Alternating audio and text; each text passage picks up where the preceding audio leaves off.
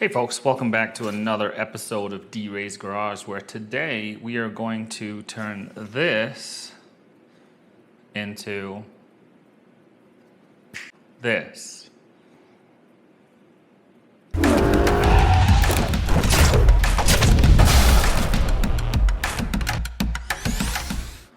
So let's see how we're going to go about doing that.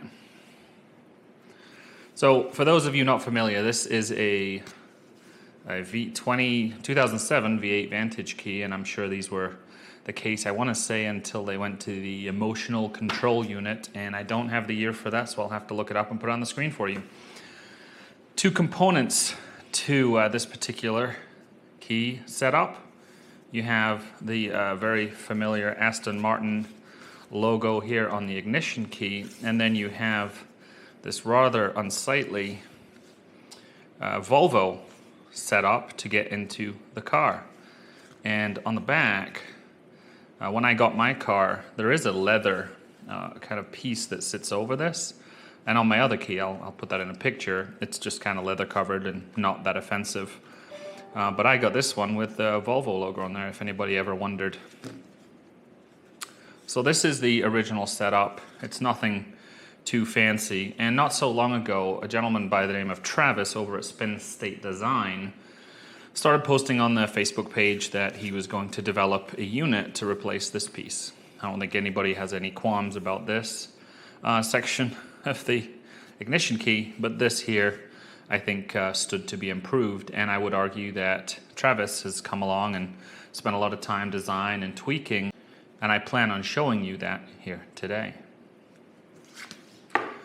So if you go online and you place the order, this is what you're going to get. And I want to point out before we even get in here, if you notice this little image here, this is just kind of one of those attention to detail units. So if you take a closer look at this button here, you can see where it looks like a very solid, boxy, old school sedan from 1975.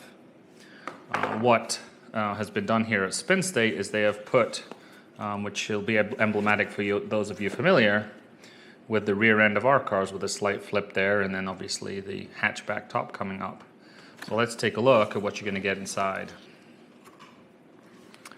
There is a website here, Spin State Design. On there you'll have another installation guide with static imagery as well. Inside here you've got obviously this little fancy packaging. You will get this very small hex piece here. Hopefully you can make that out on the black on black. Let's just move that away.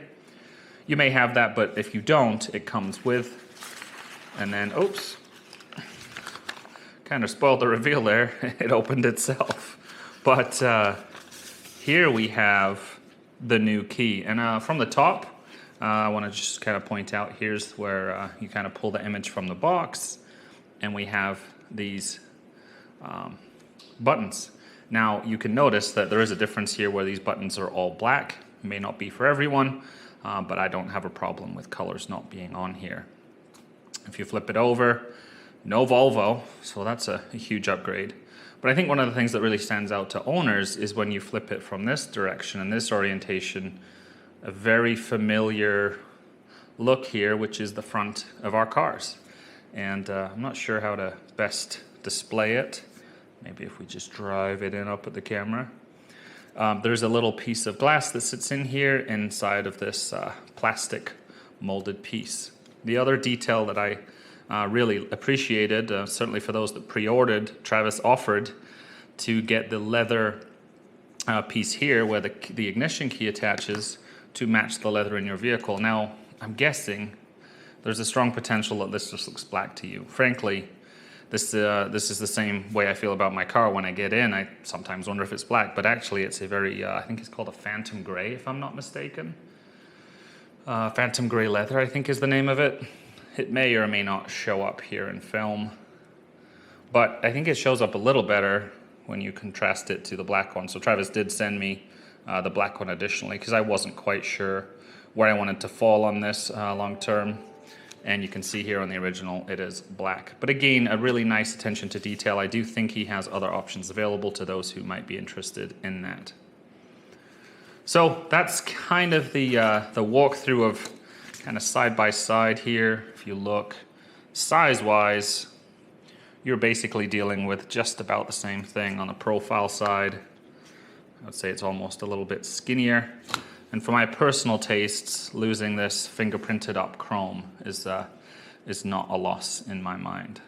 The actual process of converting from this to this is fairly straightforward.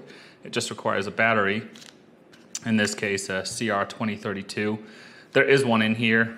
If you're like me, this is just an opportunity to put a new one in. If you don't have one, you could definitely transplant this one into here.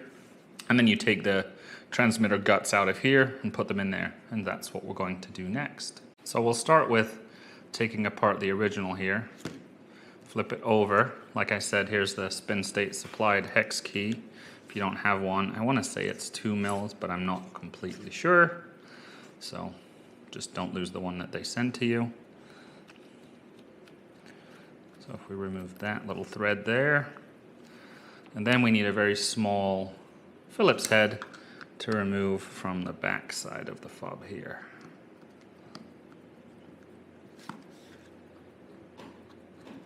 That must be good. So let's just gently tease this part off. Take this, and then into here are our guts. Now, you can see here how this is the electronics, the brains of the operation, but this rubber piece didn't come out. We do need that to go in to the new unit, so we're going to also just encourage that out. You can see here a couple of keys, or buttons I should say, stayed on. Let's just replace those in there. Not that it matters anymore that much, but you never know. If I ever sell a car, I may wind up having to switch this back. Just get a little clean up. 13 years of dust snuck in here, not much, but a little bit. And then we're going to replace this on here. So now you can see we have our guts ready for reinstallation. So now we can, oh, actually not yet. We got to get the leather off of here. So just kind of tug that off. Now we can set that to the side here. So now we're left with our existing transmission key and the spin state casing here. So let's get in here, see what we're dealing with.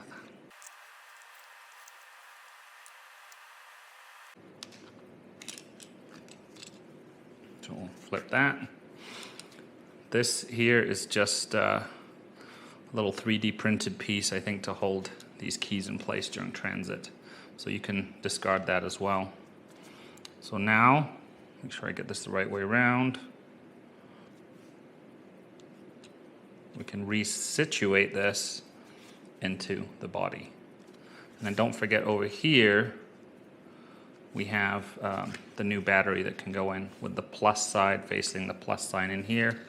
Here is a little springy piece if just to help secure the battery during install. I'm just going to give that a quick wipe so we don't ruin any connections there. As you can see there, the little piece of glass. I have noticed online already that a few people have been decorating this with badging and whatnot. So this little leather piece here was pre-installed, but if it were not, you would simply, at this stage, fold over and secure it over this little bezel here, and then make sure it wasn't interfering with any when you go to resecure these screws in. So that's I think where I'm at. So that's the bottom piece. Actually, we're going to go over here. Just be mindful to get your little glass piece to slide into the front section here, into its little molding. It looks to be good.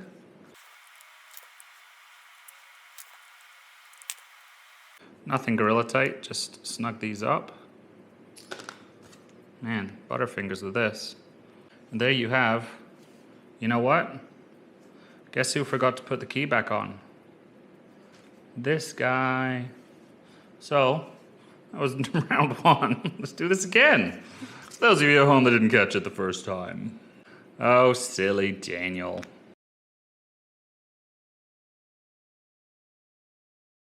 So you may be familiar with this since you've seen it before. So yeah, we're going to open this up, secure the ignition key on there, and then just replace the leather like so. Now, if you do key rings and whatnot, this would be obviously a good time to take advantage of that.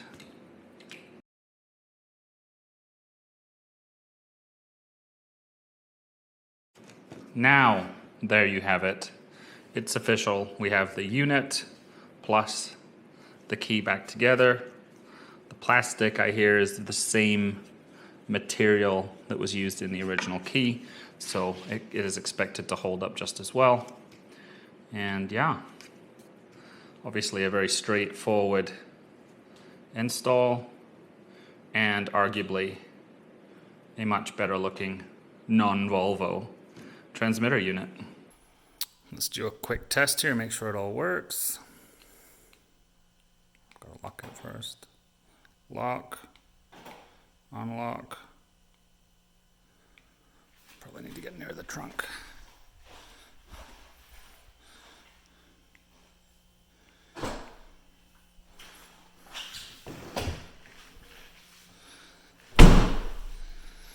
I would do the alarm, but I don't want the noise.